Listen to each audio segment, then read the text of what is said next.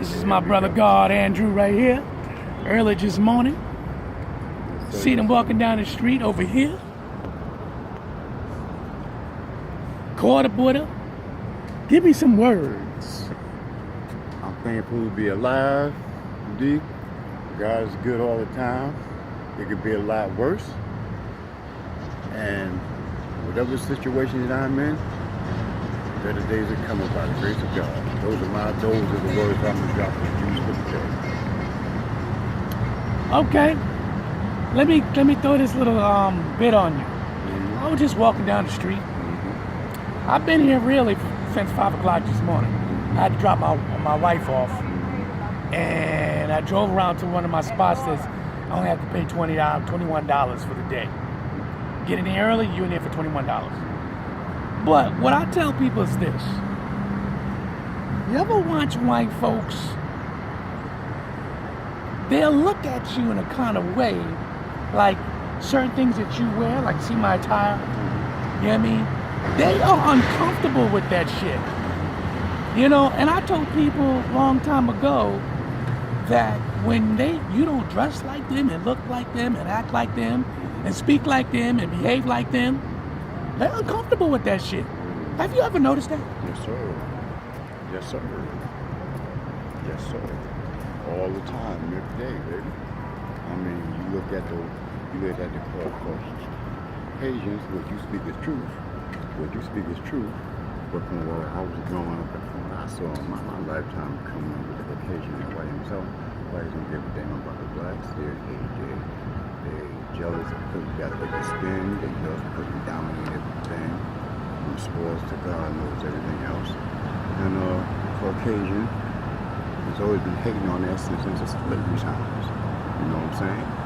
So if you ask me what do I think of the Caucasian, I think if you ask me, I think, to be honest with you, since slavery, they don't give a damn about us. They never did, and they never will. But you know what, though? That's the focus of life. That's what life teaches you. You know what I'm saying? And like my brother D said, when you get to that stage, you can understand the mind of people. And when you understand the mind of people, you can somewhat think how they think. You know what I'm saying? It's like if you meet a serial killer, and he's talking to you proper, but yet he's giving you signs that he's a serial killer. That's good because you're getting in his mind, just like the Caucasian. You see, the Caucasian is weak up here. They think they got high behind money, their skin color. They don't even know technology. They ain't shit on technology, just to name a few. You know what I'm saying? But since me and D's kicking in cipher, I'm gonna tell it like it is. We're living in a society today to where it's becoming martial law. Black man, black woman, black child got to fend for themselves. That's just the bottom line. All right? And I don't like the fact that we, as a black race, is being used as a scapegoat for, as our black babies and children are getting used, as y'all about to be killed, and these motherfucking race police going on sick leave. You know what I'm saying? And that's kind of annoying because this is, we're in a generation where we're among savages. Our black race is being used as scapegoats. They're intimidated by us because we know more than them. We got deeper roots than them. We're always going to have deeper roots. It's not that hard. It's really not that doggone hard. Okay? So I just fall back. I see how the next person thinks, see how the different people are living, see how they get down, and learn from them on what not to do, on what not to think, and how not to be. You know what I'm saying? Because there's an old saying, never argue with a fool. Bet, all right, bet. They always say, never argue with a fool because people will never know. Let me repeat that again. There's an old saying, never argue with a fool because people will never know the difference. And when that white Caucasian man comes to you and he's acting like you're on his level, the white man and that white girl, sadly to say, that white girl think brothers are stupid.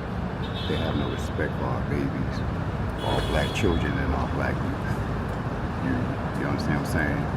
And meanwhile, it's like I said before, whiteys don't know technology like you think they're not as smart as you think. Just because they're white don't mean that they're right. Okay? Let's walk on, brother. You know, let me tell you something. My man just dropped some serious jewels.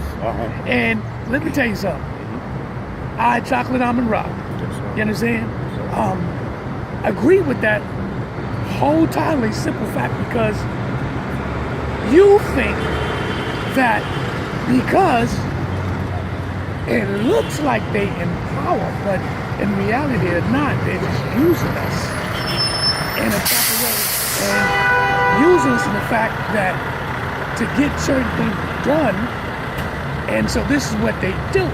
If you are not paying attention to what's going on, you're going to follow the circumstances and repercussions of the situation. All right, now, so back to what I was saying, that you just have to be aware of most of the things that you do and see and hear. And just like you just kicking, you spitting that knowledge. Yes, sir. And you was kicking that knowledge. It's true. You know what I'm saying? Yes, sir. The God here was basically saying that just because they think that the white man and the white woman, you think that they got this knowledge, but they really don't. They really don't. They really don't. Because I was stating in my last post, my early message post, look how performances is. Basketball is a game that we played out in the street. Exactly. But you're going to pay me millions of dollars to play basketball, so you can sit in a fucking arena and waste all this money to see a person go up and down the goddamn court. And let me just chime in on that. Throw that in there. And this is why the Caucasian don't like us, because when the next millennium, I'm talking about the next millennium hit, we as a black people know how to live off the land. Wait a minute, we know how to live off the land. We know how to survive. Okay? We could take a 2-bit shack just to say, raise a family, raise a village. So understand what I'm saying, is that we, them as a Caucasian community, ain't seen nothing good. They never did when the economy was good and the blacks was shining. That's why you always gonna be glad that these Caucasians don't want us to have nothing. Like they're glad that Tyson and Pop and Biggie is good. Okay? So for example, okay, so I'm going to end it with this. I'm going to end it with this. White man, you're not smart, you think you don't have it going on and you don't know nothing.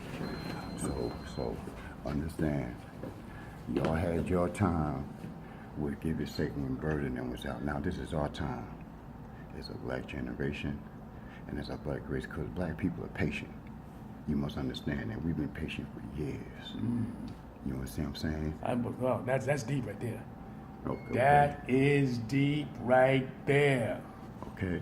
The black people has been patient since the slavery days, and the white man didn't even know it because there's too many doing this. And when you do that, see, the white man never knew nothing. He always hid behind material, Hollywood, okay, and all that other BS. But what they don't know is that they don't have the type of gift, I'm talking about up here, that we got, and they knew that, they never did. Damn, the Klan could tell you that. That's why they don't like blacks, because they jealous, because we're more intelligent. We don't need to buy politicians to be accepted as a race. You understand what I'm saying? So this brother here just shocked the shit out of me. You see, sometimes if you catch a person in a certain place and you start collaborating, then the jewels of true enlightenment starts to come out. Peace, God. Oh yeah.